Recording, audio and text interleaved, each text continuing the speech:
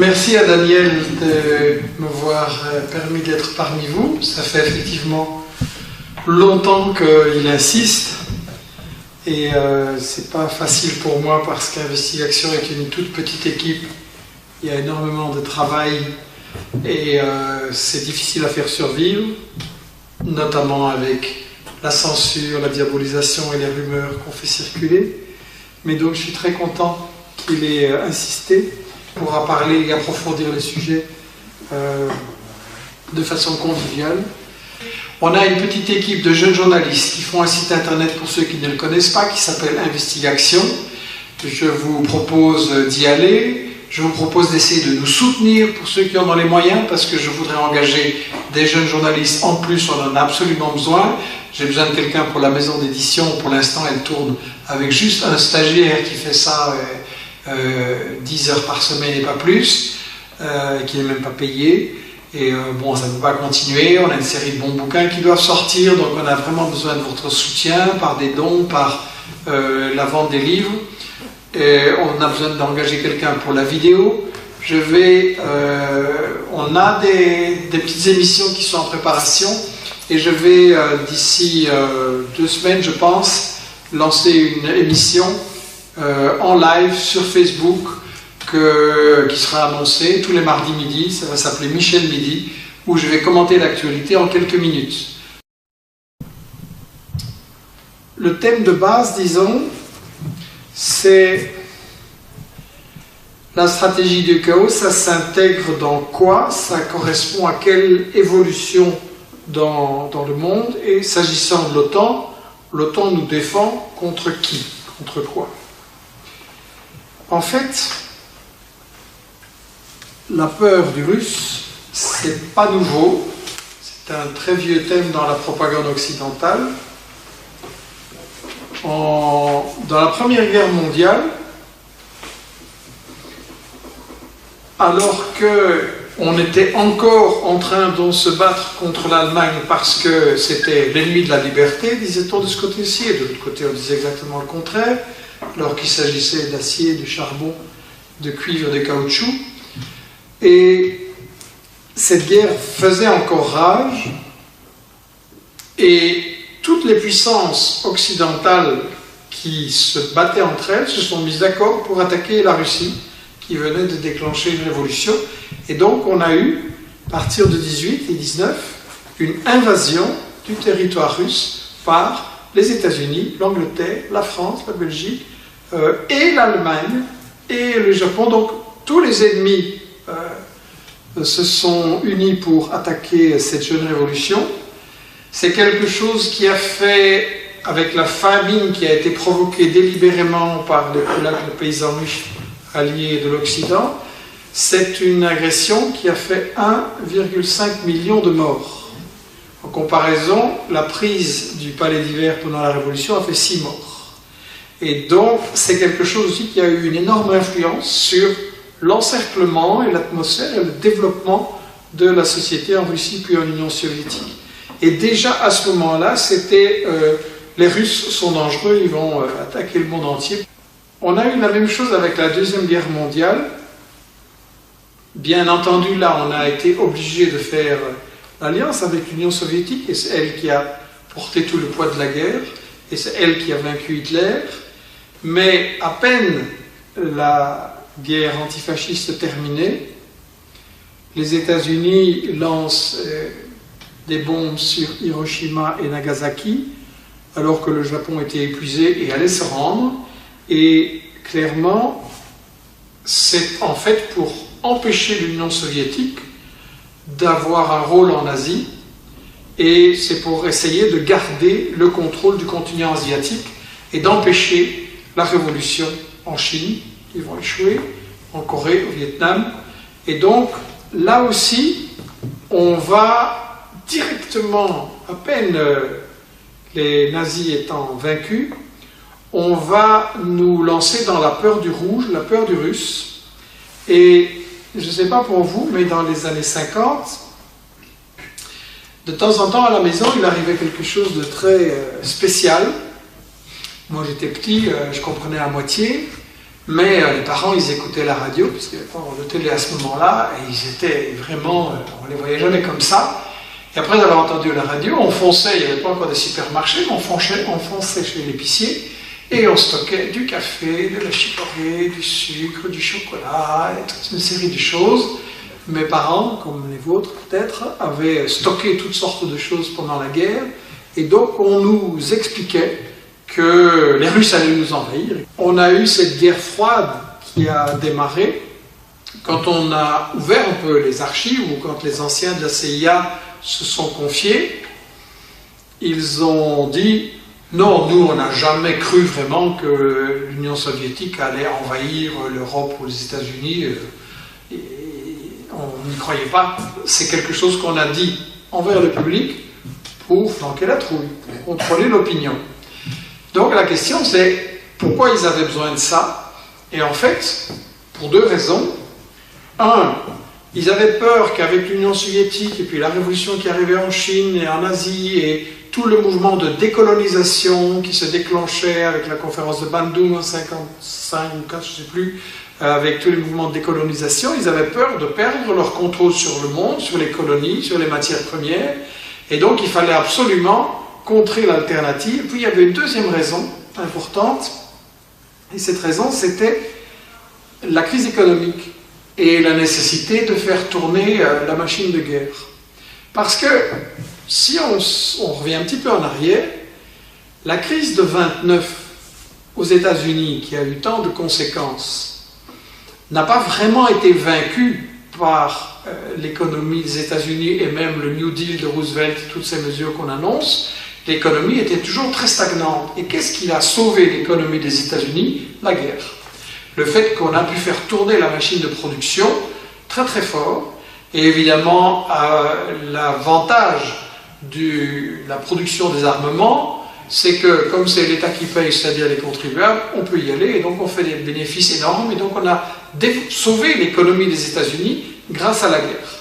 Et c'est ça qu'on est arrivé dans cette période des Golden 60s, où en plus il fallait reconstruire ce qu'on avait détruit, et donc l'économie a été relancée artificiellement. Donc, persuader que les Russes allaient nous envahir, c'était pour aussi doper le complexe militaro-industriel, que Eisenhower à la fin de son mandat avait même dénoncé, et pour permettre à l'économie des États-Unis de survivre.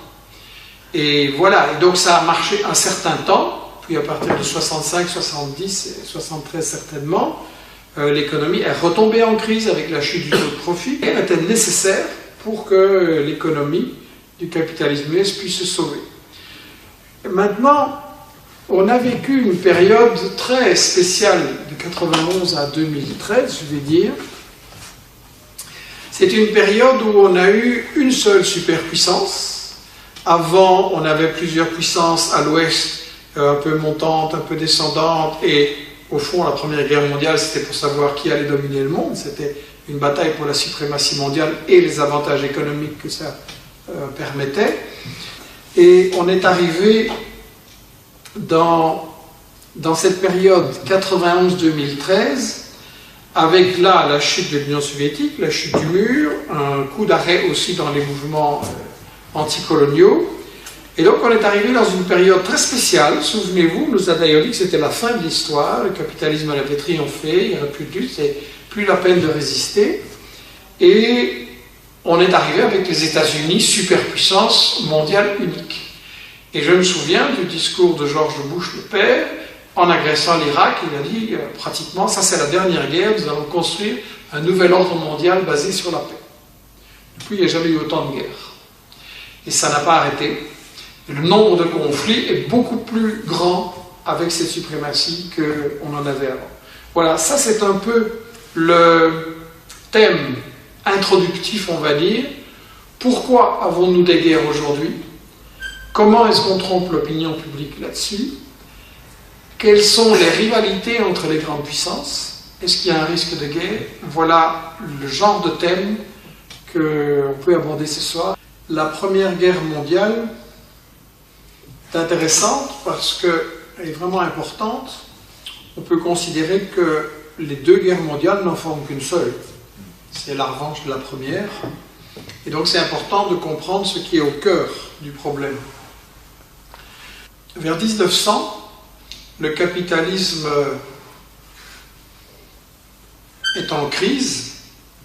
Marx avait déjà décrit pendant le 19e des crises régulières, cycliques, à peu près tous les 4 ans, la production reculait puis remontait, mais il y avait un peu une autorégulation, mais là, les crises s'approfondissent et les puissances occidentales ont trouvé comme solution l'impérialisme.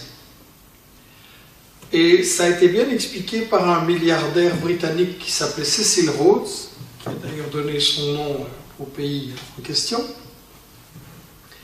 qui se rendait dans un meeting ouvrier dans l'East End à Londres vers le début du siècle, du XXe siècle, pardon, et il entend les ouvriers en colère parce que les salaires sont très bas, il y a beaucoup de chômage, ils veulent manger, et je suppose qu'ils s'étaient un peu costumés et déguisés discrètement, mais il rentre là-bas vraiment terrorisé.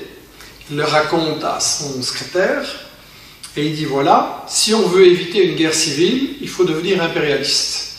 L'impérialisme est une question de ventre et c'est la seule manière, dit-il, d'employer tout cet excédent de classe ouvrière qui sinon va faire une révolution. Et donc, et pour sauver la situation économique et pour faire une diversion par rapport à cette masse de gens en colère qui protestent contre le capitalisme, et on a eu des émeutes ouvrières en France, en Belgique aussi, 1880-1890, c'est une période vraiment de révolte très très forte. Et donc, la Première Guerre mondiale, c'est pour ça. Savoir qui va s'en sortir de la crise économique en pillant les matières premières, en prenant à l'adversaire le contrôle, comme je le disais, de l'acier, du charbon, du cuivre, du caoutchouc et déjà du pétrole qui commence. Il y avait eu une exploitation aux États-Unis, mais ça n'était pas international. Mais avec l'Iran et le chemin de fer Berlin-Bagdad et la concurrence entre les États-Unis et l'Allemagne, on arrive à cette bataille aussi pour le pétrole. Clémenceau disant d'ailleurs à l'époque, le pétrole sera le sang des batailles de demain. Et donc, cette guerre fait rage, 10 millions de victimes, la jeunesse en France décimée, pour savoir si ce sont les barons anglais ou français ou allemands qui vont dominer le monde et contrôler les colonies et s'enrichir sur les matières premières. La Russie, à ce moment-là, offre une alternative. La Russie a été dirigée par le tsarisme, allié des Anglais et des Français et des Belges, et ensuite, quand il y a eu une révolution, parce que même la bourgeoisie en avait marre de ça, de la féodalité, ils prennent le pouvoir, mais ils veulent continuer la guerre. Et à ce moment-là, Lénine et les bolcheviks, qui étaient minoritaires, avancent comme slogan, comme revendication, le pain et la paix, c'est-à-dire nourrir les gens affamés et arrêter cette guerre où les paysans sont décimés et qui ne leur apportent évidemment rien. Et donc, cette revendication-là, le pain et la paix, apparaît tellement dangereuse pour les puissances capitalistes occidentales qu'elles se rassemblent toutes pour attaquer la Russie à ce moment-là. Et donc, c'est quelque chose qui va mettre le pays à feu et à sang. J'ai donné un petit résumé de ça dans mon dernier livre, Pourquoi Soral séduit, qui est une analyse de l'histoire du capitalisme en fait. Et vous le trouvez aussi dans un très très bon livre de Jacques Poels, qui est déjà venu ici, je pense. Il a fait des très bons livres sur la Deuxième Guerre mondiale, mais il en a sorti un aussi sur la Première Guerre mondiale, 14-18, une guerre de classe. Il explique ça très très bien. Toutes les guerres ont toujours été économiques. On les prétend religieuses ou pour la démocratie ou maintenant contre le terrorisme. C'est toujours des guerres économiques et stratégiques. On peut prendre n'importe quel exemple. Et la religion sert d'habillage, sert de moyen de mobiliser les troupes en fait. et de justifier les crimes. Ce qui a changé, c'est que le capitalisme rend la guerre industrielle à une échelle beaucoup plus grave, et donc effectivement 14-18 c'est aussi la première guerre industrielle où l'industrie va produire des armes aussi meurtrières et où on va avoir ce massacre massif. Le point commun de toutes les guerres auxquelles on a assisté depuis 25-30 ans, c'est que ce sont des guerres soit pour les matières premières, soit pour contrôler les positions stratégiques qui permettent d'empêcher des puissances rivales. En fait, pour comprendre pourquoi les États-Unis font la guerre, il faut lire les livres des crapus. Il faut lire les livres de Zbigniew Brzezinski, de Henry Kissinger, de George Friedman et d'une série de gens comme ça, qui expliquent en fait, bien loin des caméras de télévision évidemment, que toutes les guerres sont économiques et que maintenant les États-Unis doivent absolument maintenir leur domination. Dans ce livre qui me semble très important, Le Grand Échiquier, Zbigniew Brzezinski explique, Brzezinski a été le conseiller sécurité, en fait le vrai ministre des Affaires étrangères de Carter. C'est lui qui a organisé l'opération Ben Laden en Afghanistan pour renverser le gouvernement afghan progressiste qui avait émancipé les femmes, libéré les paysans et qui développait extrêmement bien le pays. Et donc Brzezinski a envoyé Ben Laden et des dizaines de milliers de terroristes islamistes pour faire des attentats, une politique de terreur. C'était financé par l'Arabie Saoudite, entraîné par la CIA, et donc c'est là qu'on a formé Ben Laden. On est en train maintenant de nous présenter le terrorisme islamiste comme quelque chose de vraiment très dangereux, bien sûr, mais extérieur à nous. C'est un truc des musulmans contre les occidentaux. Il faut savoir que le terrorisme dit islamiste est une fabrication made in USA. Ça, c'est vraiment, ça a été fabriqué parce qu'au lendemain de la guerre du Vietnam, les États-Unis, n'osant plus envoyer leurs troupes au sol pour faire la guerre en Afghanistan, ont utilisé une armée de rechange. C'est-à-dire qu'ils ont formé ces dizaines de milliers de terroristes avec des armements modernes, avec une formation, et même comme ça, face à un gouvernement, une armée qui était faible, mais qui avait un soutien de la population, ça a pris des années et beaucoup de massacres. On est dans toute une série de guerres que les États-Unis fabriquent pour maintenir leur suprématie. Si on regarde la guerre d'Irak, tout le monde a compris maintenant que c'est pour le pétrole. La guerre contre la Yougoslavie, c'était une guerre pour briser la dernière économie d'Europe qui avait encore des aspects socialistes, pour briser une armée forte et indépendante et rompue aux techniques de guérilla qui avait vaincu les nazis par ses propres forces sur le territoire yougoslave en 1943-1944, et pour briser une armée qui refusait de s'intégrer à l'OTAN.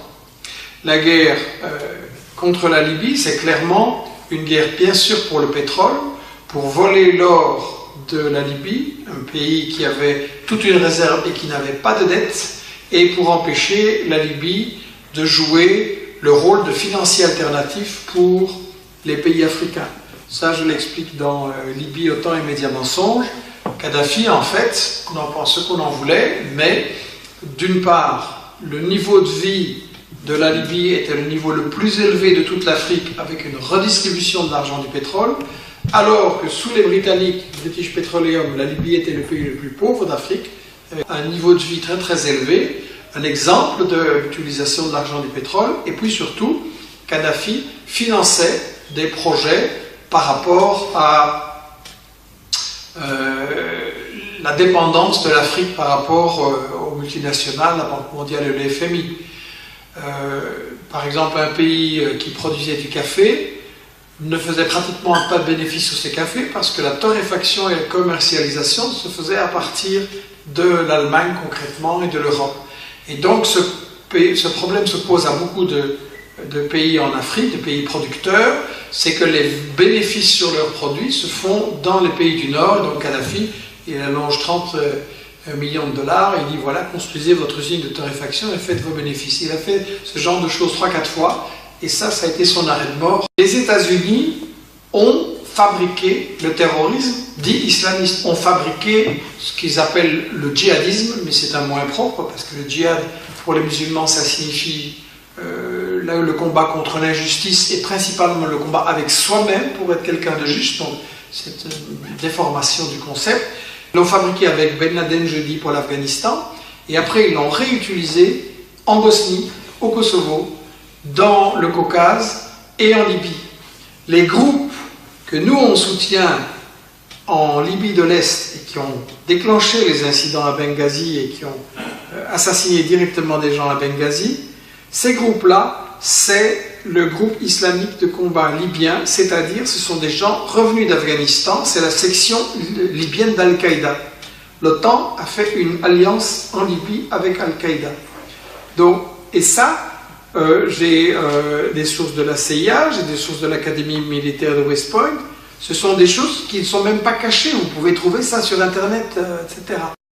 Les stratèges des États-Unis ont analysé quelles étaient les conditions pour que les États-Unis puissent garder leur suprématie mondiale. C'est une position qui leur donne énormément d'avantages économiques sur le plan du pétrole, sur le plan de l'armement, sur le plan de reporter leurs dettes sur leurs alliés.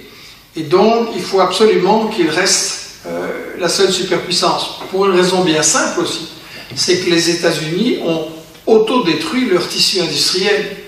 Le phénomène de Trump, que j'ai analysé dans le bouquin Le Monde selon Trump, il doit se comprendre comme ceci.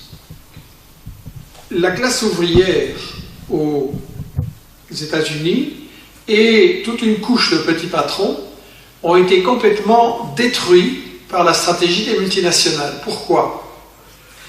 En fait, la délocalisation, ça a été la tentative pour ces multinationales de survivre. À partir des années 70, les États-Unis, dont l'économie tournait très fort, subissent la concurrence de l'Allemagne, du Japon, bientôt il va y avoir la Corée du Sud, Taïwan, etc. Et donc, leurs profits, les profits de leur société, subissent vraiment une très très forte attaque. Qu'est-ce qu'ils vont faire? Ils vont dire, bien, on va délocaliser. Par exemple, prenez les jeans, Gap et tout ça, qui sont fabriqués aux États-Unis. On va les transporter de l'autre côté de la frontière du Mexique. On va faire travailler les femmes dans des conditions épouvantables, sans syndicats, avec vraiment un régime de terreur, et les coûts de production vont baisser à 10% de ce qu'ils étaient avant. Ça, c'est une tactique que les États-Unis font. Ils vont faire la même chose pour leurs équipements électroniques, General Electric, etc. Et puis, face à la montée de Toyota, qui arrive à produire des voitures moins chères et bientôt de même qualité, les États-Unis se disent qu'est-ce qu'on va faire? Et donc, on va délocaliser aussi les industries. Michael Moore a montré ça très très bien dans son film Roger and Me, où il montre comment le patron General Motors, lui, se porte très bien et il a envoyé toute une région au chômage. C'est ces gens-là qui ont voté pour Trump, parce qu'ils ne croient plus aux promesses qu'on leur fait. Mais ce qui est intéressant, c'est que les États-Unis, en rendant leur compagnie nationale plus rentable et plus profitable, c'est-à-dire en exploitant la main-d'œuvre à l'étranger, ont complètement affaibli le tissu industriel à l'intérieur. Donc ils n'ont plus une économie compétitive face à l'Allemagne, au Japon et maintenant face à la Chine, etc. Et donc, pour garder leur suprématie, ils doivent compter sur la guerre pour forcer les États-Unis à échanger les autres pays à échanger le pétrole en dollars et à continuer à commercer avec eux dans des conditions avantageuses pour les États-Unis. Les États-Unis se sont retrouvés devant une situation où ils ont cru qu'ils avaient absolument tout gagné, puisque l'Union soviétique s'était effondrée. Ils ont essayé le coup en Chine aussi, ça n'a pas marché, mais ils prévoyaient qu'elle allait s'effondrer. Et puis l'économie chinoise a commencé à les rattraper puis à les dépasser et à les plonger dans une crise économique profonde. Et dans l'époque des années 90, Brzezinski disait « Il faut absolument affaiblir la Russie, profiter que maintenant qu'elle est nulle part pour la détruire. » Et ils l'ont fait, ils ont provoqué une destruction du tissu industriel, de l'appareil industriel en Russie extrêmement fort. Ils ont installé une marionnette alcoolique au pouvoir, et donc tout était fait pour affaiblir la Russie. Brzezinski disait même la Russie, il faudrait la diviser en trois. Et bien entendu, le pétrole et le gaz n'auraient pas été dans la même région que Moscou, bien entendu. Et donc, ils se sont retrouvés avec une Russie affaiblie, et ils ont essayé de la détruire complètement, mais on a eu la réaction de Poutine, la réaction des oligarques qui défendaient leurs intérêts, qui ne voulaient pas se faire avaler par les multinationales US. Et donc, on s'est retrouvé avec une alliance qui a commencé à se former, qui est passée inaperçue au début, c'est l'Organisation pour la coopération de Shanghai. C'est-à-dire que la Russie ont fait une alliance avec quelques petites républiques d'Asie centrale d'abord, contre les problèmes de terrorisme et d'ingérence des États-Unis. Et puis c'est devenu une alliance qui maintenant regroupe pratiquement tous les pays, toutes les puissances de l'Asie. Et donc est arrivé le cauchemar de ce que Kissinger avait prévu, et Brzezinski aussi. Ils avaient dit qu'il faut absolument éviter qu'il y ait en Asie une alliance Russie, Russie, Iran et Chine. Si il y a cette alliance entre les trois puissances, alors l'Asie est perdue pour les États-Unis, disait aussi bien Kissinger que Brzezinski. Et donc Brzezinski avait expliqué dans le livre dont je vous ai parlé que la clé pour garder la domination du monde pour les États-Unis, c'était de contrôler l'Eurasie. Europe, Asie, 60% de la population mondiale, 75% des richesses mondiales produites. C'était très clair que le centre de l'économie s'était déjà déplacé vers l'Asie. Et donc, les États-Unis se sont retrouvés dans une position difficile par rapport à ça. Brzezinski disait qu'il faut attaquer la Russie et la Chine. Kissinger était sur une position plus réaliste en disant essayons d'avoir la Russie de notre côté pour mieux attaquer la Chine. Et Trump, selon moi, c'est cette politique-là aussi, une politique plus réaliste que Hillary Clinton. Trump, c'est quoi? C'est intéressant parce que Trump, c'est d'abord le signal que l'élite qui dirigeait les États-Unis depuis des décennies n'est plus crédible. C'est pas Trump qui a gagné, c'est Hillary Clinton qui a perdu. Elle a continué sa même propagande et ses mêmes trucs, notamment sur la guerre. Et Trump, qui est intelligent à sa manière, a compris ce qu'il fallait dire pour être élu. Il a dit des choses très intéressantes, et on le relève dans le livre au début. Il a dit que les États-Unis avaient eu tort de faire la guerre contre l'Irak, contre la Yougoslavie, contre la Libye. C'est intéressant pour un président des États-Unis. Il a dit que l'OTAN était obsolète. Il a dit que les médias racontaient plein de fake news. Tous ces points-là sont intéressants parce que ça a soulevé des discussions sérieuses et des doutes parmi la population des États-Unis. Ça a soulevé des discussions intéressantes. Après, c'est ce que nous disions dans le livre, parce que tout le monde se disait, mais Trump, alors c'est un bon, il veut arrêter la guerre, il faut le soutenir. Il y a même des gens à gauche qui trouvaient qu'il fallait soutenir Trump.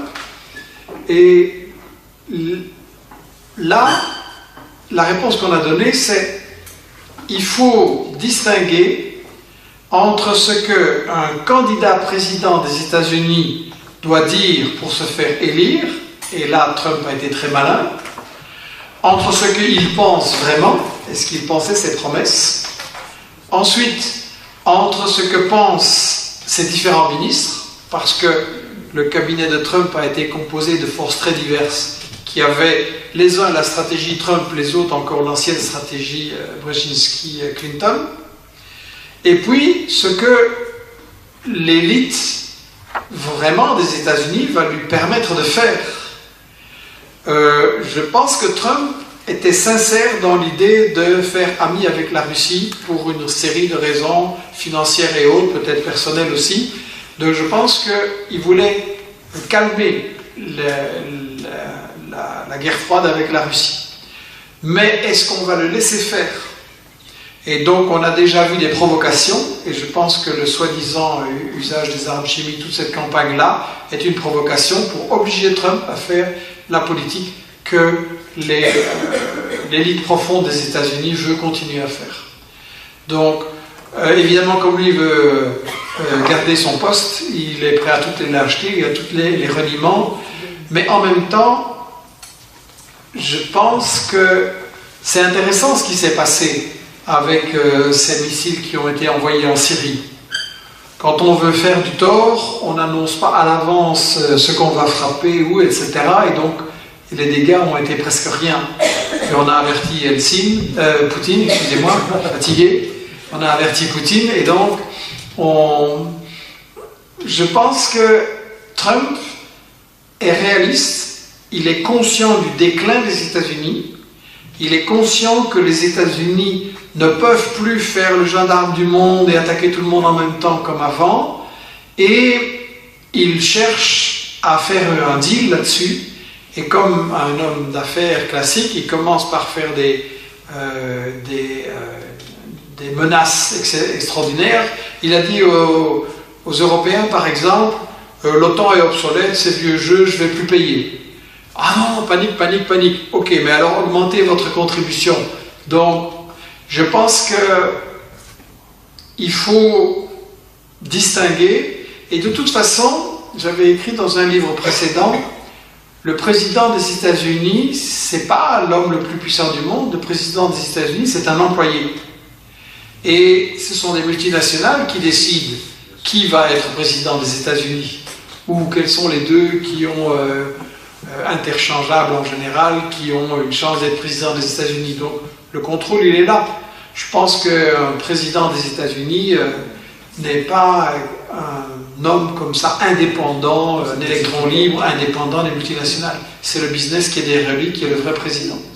Donc, est-ce qu'eux vont décider qu'il faut quand même une guerre et un affrontement avec la Russie, ou qu'il faut commencer à devenir réaliste et se concentrer sur l'encerclement de la Chine? Voilà. C'est quelque chose qu'on a montré dans la stratégie du chaos. Ce sont des entretiens avec Mohamed Hassan sur la géostratégie mondiale de ce que les États-Unis appellent l'arc islamique, d'où cette illustration un petit peu spectaculaire. Les États-Unis considèrent qu'ils doivent absolument, pour garder le contrôle du monde, garder le contrôle sur l'arc islamique, c'est-à-dire le Maghreb, le Moyen-Orient, ensuite à travers la mer Rouge vers l'océan Indien, aussi bien vers la Corne de l'Afrique, Somalie, Soudan, qui sont des pays stratégiques pour contrôler l'océan Indien, et Afghanistan, Pakistan aussi. Donc c'est tout ça qu'on analyse dans cette région. Et l'océan Indien, c'est une... il y a des cartes là-dedans pour le montrer. C'est la bataille décisive actuellement dans le monde. L'océan Indien, c'est par là que passent les routes maritimes les plus importantes. Ça n'est plus l'Atlantique ou le Pacifique. C'est le commerce avec la Chine, entre la Chine, pardon, le Moyen-Orient, l'Afrique et ses matières premières, et même l'Amérique latine, ça passe par là.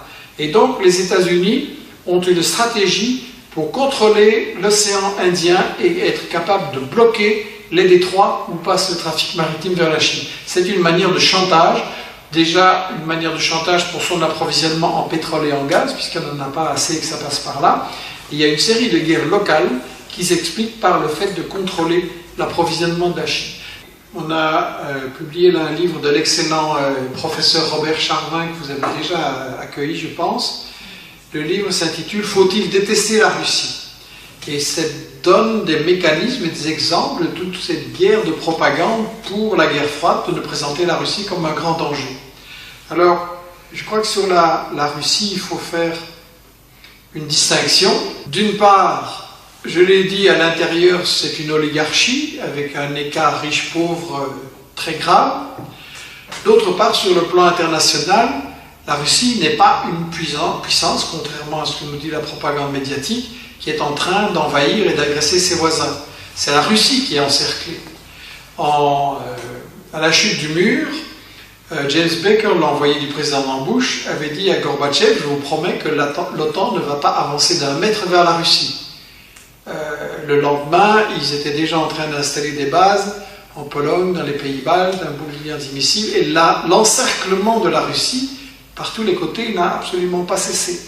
Donc, il faut distinguer la politique de Trump et la stratégie de Trump, qui, à mon avis, actuellement, veut éviter ce conflit majeur avec la Russie, des intérêts profonds qui sont derrière lui, et de puissances économiques qui savent qu'ils ne peuvent pas s'en sortir s'ils ne font pas un affrontement avec la Russie et avec la Chine, pas directement militaire, parce que là, ils ont peur, mais pour l'instant, la pression vise à briser l'alliance entre la Russie et la Chine, c'est-à-dire attaquer un par un. Donc, ça, c'est quelque chose qui est effectivement dangereux, et ce qui est très grave, c'est que on est dans une période dangereuse pour l'humanité, et le mouvement anti-guerre a disparu. Et là, ça revient au problème que je situais, des intellectuels qui se disent de gauche et qui sont d'accord ou pas très opposés chaque fois que les États-Unis et la France font une guerre. Et donc c'est ça qui a démobilisé le mouvement pour la paix, et on en aurait fort besoin. Le problème de l'ethnocentrisme, c'est-à-dire que dans le monde, il y a deux sortes de victimes. Il y a les Européens, les Blancs et les autres. Et ils n'ont pas la même valeur. Et je crois qu'on ne doit pas sous-estimer le fait que nous, Européens, on est des colonialistes depuis 5 siècles. On a colonisé l'Amérique latine, on a exterminé les Indiens, ramené 16 tonnes d'or et d'argent vers l'Europe qui ont servi au décollage du pré-capitalisme à partir du XVIe siècle. Et ça a laissé des traces. L'Église disait: c'est pas grave de tuer un Indien, ils n'ont pas d'âme. Ça, c'était la doctrine officielle de l'Église pour justifier les violences et le pillage économique qui étaient commis. On a redit la même chose après sur les Noirs. Avec la traite des esclaves, c'était permis, les Noirs n'avaient pas d'âme, c'était comme des animaux. Donc, toute cette mentalité coloniale a laissé des traces. Moi, dans les années 50, j'étais élevé chez les Jésuites, avec une famille bien bourgeoise et réactionnaire, et au catéchisme, on m'apprenait: les Noirs sont par nature indolents et paresseux. J'ai encore cette phrase qui me trotte dans la tête: les Noirs sont par nature indolents et paresseux. Les Arabes étaient bien entendu fourbes, les Chinois aussi, et donc finalement il n'y avait que les Blancs qui étaient vraiment bien. Donc on a été élevés là-dedans. Maintenant les choses sont moins crues, plus hypocrites peut-être, mais je crois que toute cette longue tradition, elle doit bien se résumer par cette idée.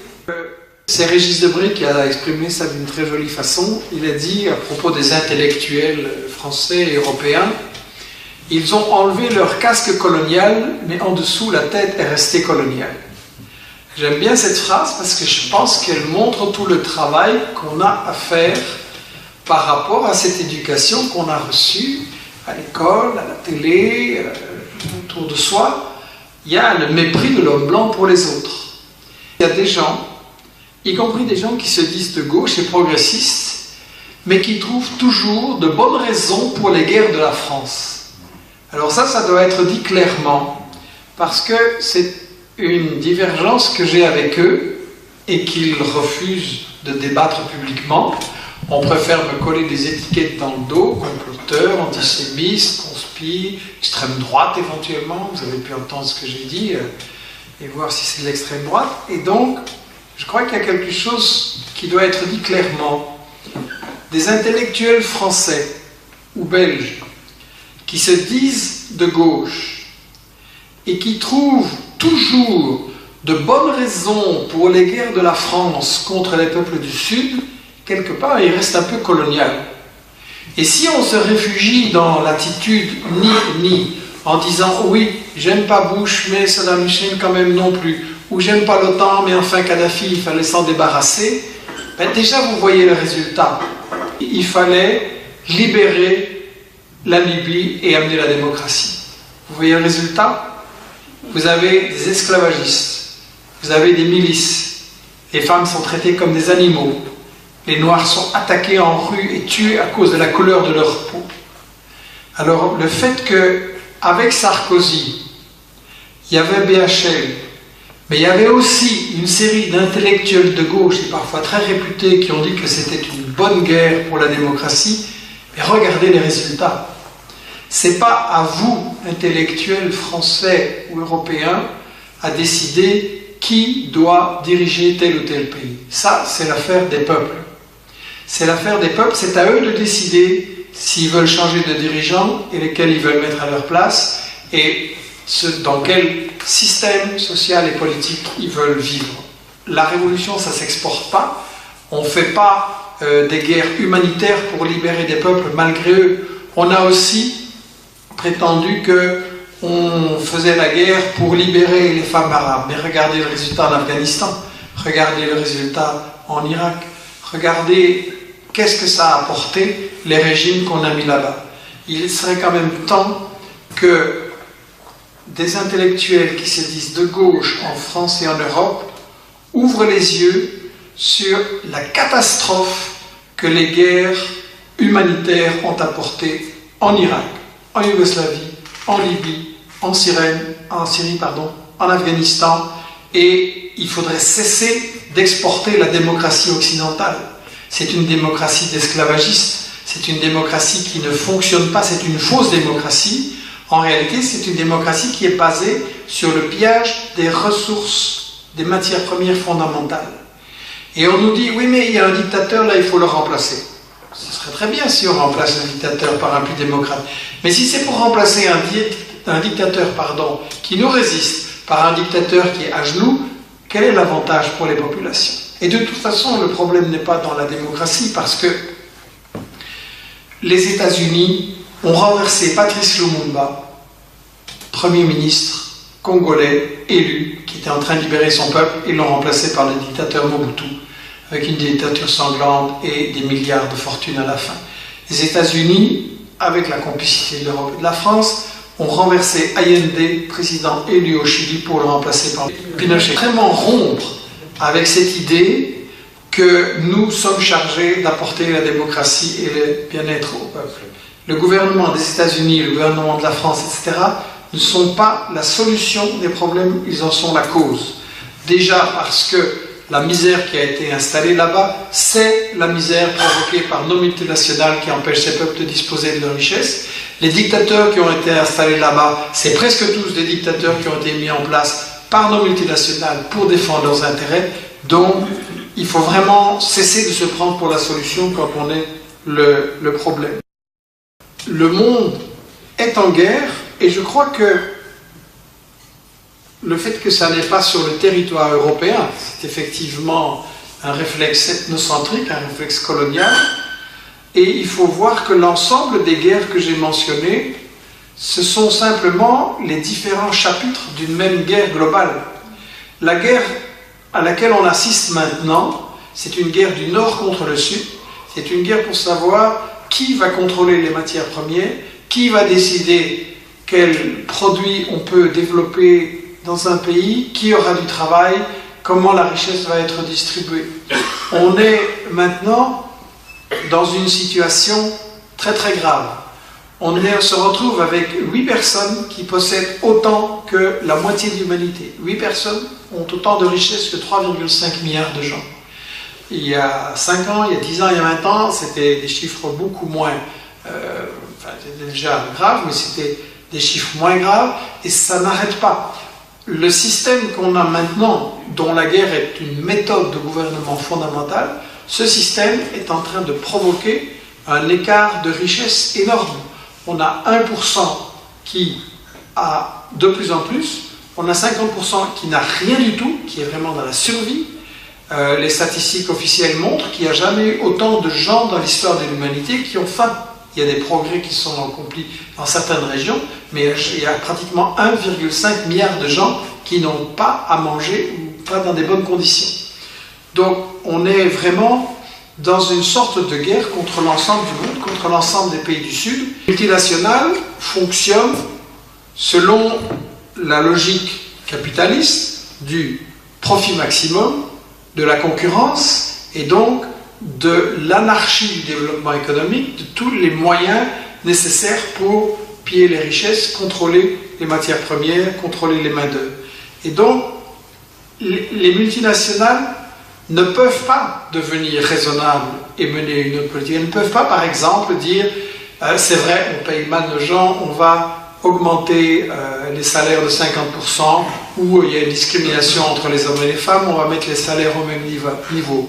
Elles ne peuvent pas non plus dire, oui c'est vrai, il y a la moitié des gens qui travaillent comme des dingues, qui emportent du boulot à la maison, avec les GSM, les ordinateurs, le travail n'est jamais fini, et pendant ces gens-là, ils prennent des pilules pour tenir contre le stress, et l'autre moitié de la population travailleuse, elle prend des pilules parce qu'elle est au chômage, elle est déprimée et elle n'a pas d'avenir. Donc, il pourrait dire, bon, on va diminuer le temps de travail, puisque ça c'est une solution pour partager. C'est impossible avec la logique des multinationales. Pourquoi? Parce que si une multinationale le fait, les autres vont la bouffer, vont prendre sa place. Donc, on est dans un système où l'écart des richesses, où le pouvoir complet des multinationales et aucune démocratie dans l'économie, c'est la condition pour que ça continue. Donc, je crois que la recherche d'une solution passe vraiment par une réflexion collective pour installer une société qui reprend le pouvoir sur l'économie et qui fait tourner l'économie au service des gens et pas au service d'une petite minorité. Actuellement, les États-Unis sont en train d'essayer de contrôler l'Europe et de annexer l'Europe en fait dans le cadre de l'OTAN. Il y a eu toute une discussion en Europe. Il y avait des gens qui voulaient continuer l'alignement sur les États-Unis, y compris l'achat de leur production militaire. Il y avait des gens au sommet qui voulaient une armée européenne et une industrie de défense européenne. Les États-Unis ont vu le danger et dans mon livre, je donne toute une série de déclarations de dirigeants des États-Unis qui disent, de stratèges qui disent qu'il faut absolument éviter que l'Europe ait son armée, sa politique de défense et son industrie d'armement trop forte face à nous. Et donc, ils ont fait la guerre en Yougoslavie, en fait, pour empêcher l'Europe de s'unir et pour empêcher l'Europe d'avoir le contrôle du continent européen sur le plan militaire. Et Tony Blair, parlant de l'Europe en 2011, dit « Il ne faut pas se baser sur cette idée que l'Union européenne est nécessaire pour la paix. L'argument pour l'Europe aujourd'hui, c'est la puissance, pas la paix. » Et donc, on a toute une série de dirigeants et de stratèges européens qui développent l'idée que l'Europe devrait échapper à la domination des États-Unis et se lancer elle-même dans une politique agressive pour contrôler sa zone sans les États-Unis. Et donc, quand les États-Unis essayent d'engager l'Europe à les suivre en Syrie, contre l'Iran, ou dans le cas de l'Ukraine aussi, par exemple, c'est justement parce qu'ils veulent garder l'Europe sous leur contrôle. Quand il a déclenché la guerre contre le Kosovo, excusez-moi, Bill Clinton a dit la guerre au Kosovo, c'est une guerre pour savoir quel est le rôle des États-Unis en Europe et pour savoir qu'est-ce que nous allons vendre à qui. C'est une guerre pour savoir si les États-Unis ont toujours un rôle en Europe et vont pouvoir la dominer. De faire une armée européenne indépendante, c'est ça qu'il s'agissait de casser pour les États-Unis. Le commissaire Balt dit à Nuland, vous savez, il y a un peu des journalistes ont commencé à chercher, ils ont trouvé des informations que ces gens qui ont fait le coup d'État de Kiev, là, le coup d'État de Maïdan, il y a des fascistes là-dedans, il y a des pro-nazis, et c'est absolument vrai, ce sont vraiment des nazis racistes anti-juifs acharnés, et il dit à Victoria Nuland, ça va faire des grands problèmes parmi l'Europe et les dirigeants européens si on travaille là-bas avec des nazis. Et la réponse très distinguée de Madame Victoria Nuland est « fuck the EU ». l'Union européenne, je la baise. C'est-à-dire, c'est très intéressant ça. Ça veut dire, pourquoi, alors qu'à la télévision, on est les plus grands alliés, les amis du monde, c'est des grands sourires, pourquoi est-ce qu'elle dit ça? En réalité, chaque grande puissance joue son propre jeu, défend ses intérêts, et la prise de contrôle de l'Ukraine, c'est aussi contre l'Allemagne particulièrement, qui elle avait cherché une solution négociée à Kiev et en Ukraine. Pourquoi? Si vous regardez la carte, vous voyez, la zone naturelle de l'Allemagne, c'est vers l'Est, le partenaire naturel de l'Allemagne, c'est la Russie. Et donc, Kissinger et Brzezinski avaient déjà expliqué ça très très bien dans les années 90. Il faut absolument, pour contrôler l'Eurasie, il faut empêcher une alliance entre la Russie et la Chine, oui, mais aussi une alliance entre l'Allemagne et la Russie. Il faut absolument garder l'Allemagne sous le contrôle des États-Unis, qu'elle n'ait pas d'armée indépendante, qu'elle n'ait pas une diplomatie indépendante. Et donc c'est à ça que pense cette dame si distinguée quand elle dit « fuck the EU », c'est vraiment dans l'idée, on est ici en fait contre les Européens. Et ça c'est une dimension importante de la relation entre les États-Unis et l'Europe. Jamais on a eu autant de pays producteurs d'armes, ça devient chic et ça se fait sans aucune honte. Effectivement, l'industrie de l'armement, c'est un moteur important des profits des multinationales. Et on n'arrête pas de nous dire que les pays de l'OTAN doivent augmenter leur budget militaire et dépenser 2% de leur PIB. C'est énorme pour la guerre. 2%. Alors on est dans une situation où il n'y a pas de travail pour les jeunes, où il y a des gros problèmes d'enseignement, il n'y a pas assez de profs, il n'y a pas assez d'éducateurs, il y a des gros problèmes de santé, la retraite des vieux connaît des problèmes qu'on exagère et qu'on amplifie, mais voilà, et on a toute une série d'infrastructures qui se déglinguent, et on va aller gaspiller de l'argent à acheter des missiles, à fabriquer des porte-avions et des drones, etc. Donc, on est dans, effectivement, le développement du complexe militaro-industriel avec des liens extrêmement étroits entre les firmes d'armement et le monde politique et des financements très importants. On a même une collaboration poussée. Il y a quelques jours, j'animais à Bruxelles un débat sur BDS, comment être solidaire des Palestiniens, et sur la collaboration entre l'Union européenne avec l'industrie de l'armement en Israël. Ça, c'est un point très très important pour tous ceux qui militent pour les droits des Palestiniens, pour la fin du colonialisme et de l'apartheid. C'est un point très important de faire savoir que l'Union européenne finance la production des drones qui massacrent à Gaza, finance la production des armements et des balles qui massacrent à Gaza, coopère avec la police qui pratique la torture des prisonniers palestiniens. Il y a des programmes de collaboration entre universités avec ça et des échanges d'informations, puisque bien entendu les Palestiniens sont des terroristes et donc on apprend du savoir-faire israélien. Ça, ce sont des... Et donc Israël est complètement intégré maintenant comme une sorte de partenaire officieux de l'OTAN, comme un privilégié des relations avec l'Union européenne, et c'est pourquoi je pense qu'il est très très important de développer le boycott par rapport à ça. On présente l'industrie de l'armement comme un atout de notre économie et qu'il faut le développer. Ça veut dire qu'il faut fabriquer plus d'armes. Fabriquer plus d'armes, ça veut dire qu'il faut les utiliser, ça veut dire qu'il faut tuer des gens. Comment est-ce que c'est possible alors que les gens qui sont dans la rue ne sont pas des monstres quand même? Si on leur dit vos impôts servent à fabriquer les armes qui ont tué cette maman palestinienne ou ce petit garçon afghan ou ce vieillard libyen, les gens ne sont pas des monstres, ils vont dire ça je ne veux pas. Donc la question c'est comment c'est possible qu'on en arrive à ça? Je pense que c'est lié à deux phénomènes. Un, la déshumanisation des victimes. Les gens que nos armes tuent ne sont pas des êtres humains. On ne les présente pas, on ne les montre pas, on les cache.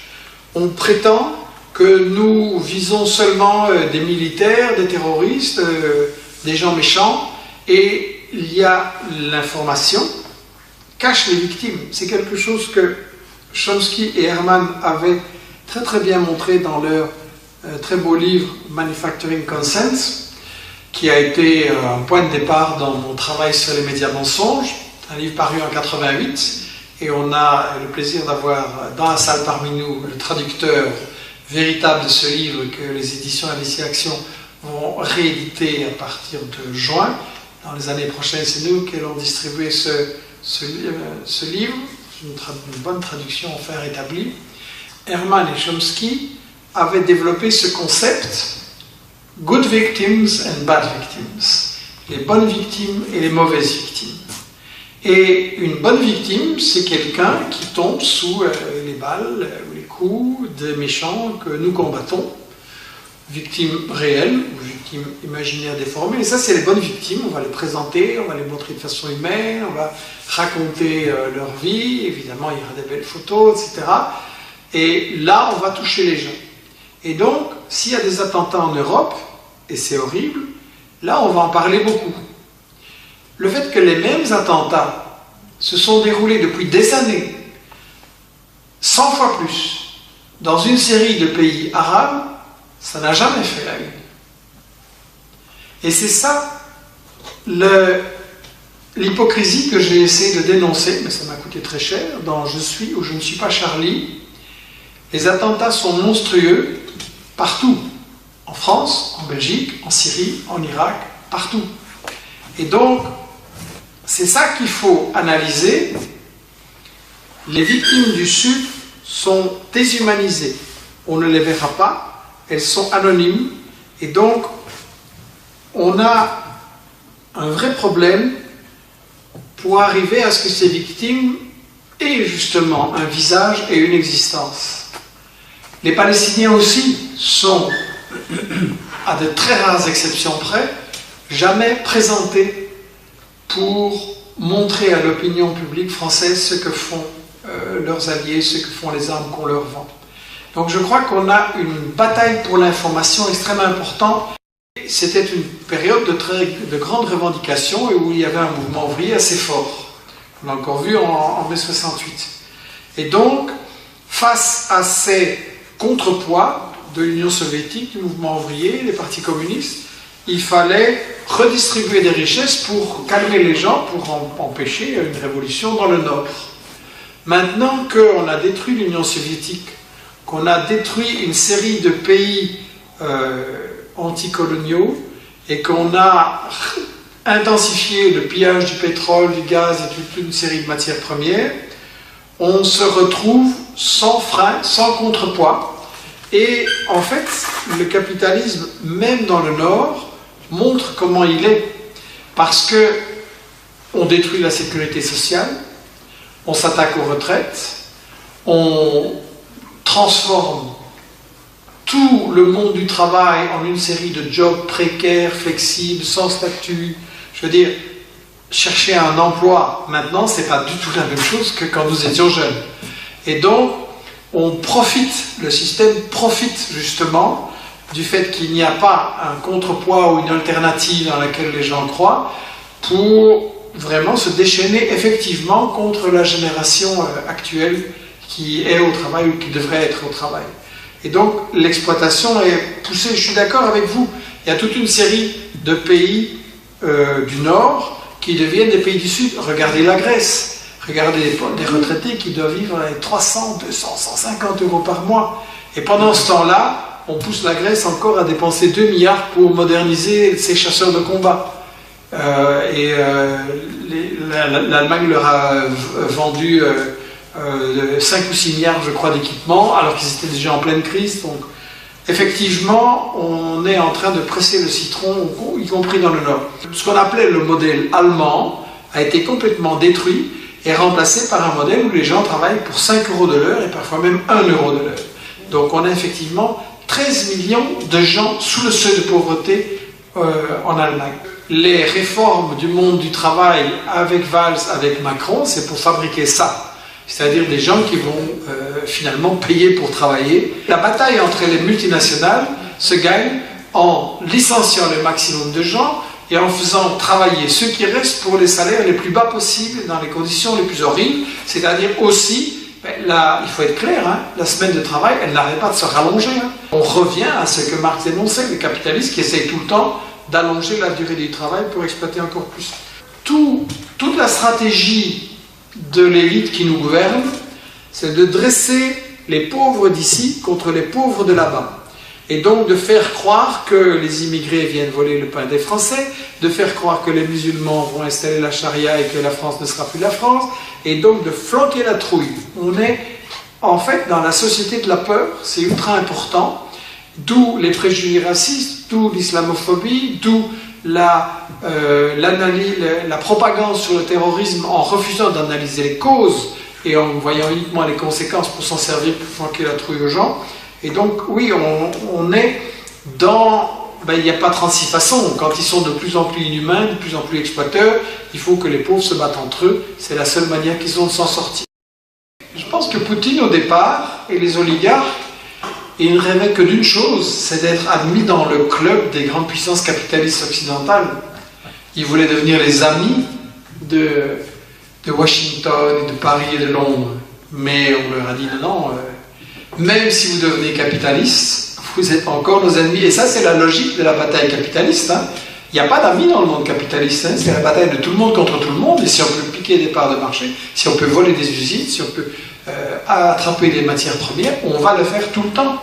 Donc la Russie est devenue une proie pour eux, comme l'était l'Europe de l'Est. Et à un moment donné, la Russie a décidé de se défendre. On vit maintenant en France un climat de terrorisme idéologique et intellectuel très grave. On n'a plus le droit de poser des questions.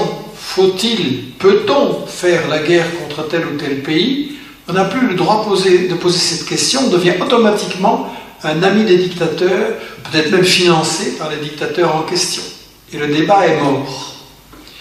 On n'a plus le droit de dire, peut-être qu'avec la Russie, ça n'est pas une politique de confrontation, de sanctions et d'encerclement militaire qu'il faudrait mener, mais une politique de négociation, de diplomatie, de tentative de réduction des armes nucléaires qui font peser un degré énorme sur l'humanité. On n'a plus le droit de dire ça en France quand on est de gauche, parce qu'on se fait automatiquement traiter d'agent de Poutine. Il y a des gens qui vous collent des étiquettes, mais qui refusent le débat et la discussion. Or, si on se trompe tellement, si on est vraiment tellement dans l'erreur, ça ne devrait pas être très compliqué de le montrer. Donc pourquoi est-ce que les gens qui diabolisent, qui calomnient, qui prétendent détenir la vérité sur la géopolitique internationale, pourquoi est-ce qu'ils refusent le débat? Il y a un climat de terrorisme intellectuel qui consiste à débattre seulement avec ceux avec qui on est d'accord. C'est quand même du choc des idées, de la discussion qu'on peut apprendre l'un de l'autre et que l'on peut mieux arriver à comprendre et à cerner les problèmes et à échanger des informations. Donc je crois que l'industrie de la peur, qui est un mécanisme important du système capitaliste occidental pour empêcher les gens de trop réfléchir et pour faire en sorte qu'ils appuient sur la bonne case dans les bulletins de vote et qu'ils soutiennent les guerres, l'industrie de la peur, malheureusement, a des séquelles aussi dans le mouvement intellectuel et le mouvement qui se veut de gauche en France. Si on commence à examiner les faits et à tout vérifier, ils vont bien voir que ça ne tient pas à ce qu'ils ont raconté, que les guerres ne sont pas humanitaires, les guerres sont économiques. Je ne suis pas pessimiste. Et je ne suis pas venu ici pour vous donner des cauchemars et perturber votre nuit. Je pense que s'il y a une telle industrie du mensonge, c'est parce qu'ils ont peur de nous. Je pense qu'ils savent que la majorité des citoyens ne croient plus tellement à la télé, se méfient des médias. La peur économique et sociale, fait en sorte de bloquer la liberté citoyenne, la liberté de discussion, oui, et pousse les gens au chacun pour soi. On doit essayer de montrer aux gens que la guerre n'est pas la solution et qu'elle ne fera qu'aggraver leurs problèmes, que la guerre n'est pas une guerre pour défendre les populations contre un danger extérieur, mais est une guerre pour défendre les profits du 1%. Et que c'est nous qui payons la guerre, c'est nous qui payons ses conséquences avec les attentats, avec l'émigration, avec la mise en concurrence des travailleurs les uns contre les autres, qui est évidemment la devise numéro 1 du capitalisme. En faisant tout ça, ils sont obligés d'accumuler les mensonges. Je veux dire, dans les années 50, 60, 70, il y avait encore un certain ciment social, il y avait encore une certaine croyance. La majorité de la population croyait vraiment que les ministres allaient améliorer leur situation. Une grande méfiance par rapport à la corruption qui règne dans le monde économique et dans le monde politique. Ce sont des phénomènes qui peuvent déboucher soit sur une solution fasciste, soit sur une révolution populaire. Et donc, c'est important de mener la bataille des idées, et la bataille des idées, pour moi, c'est en premier la bataille de l'info. J'ai essayé dans le livre Israël, parlons-en, où j'essaye de donner des conseils aux gens pour la discussion probablement la plus difficile à mener à l'époque actuelle.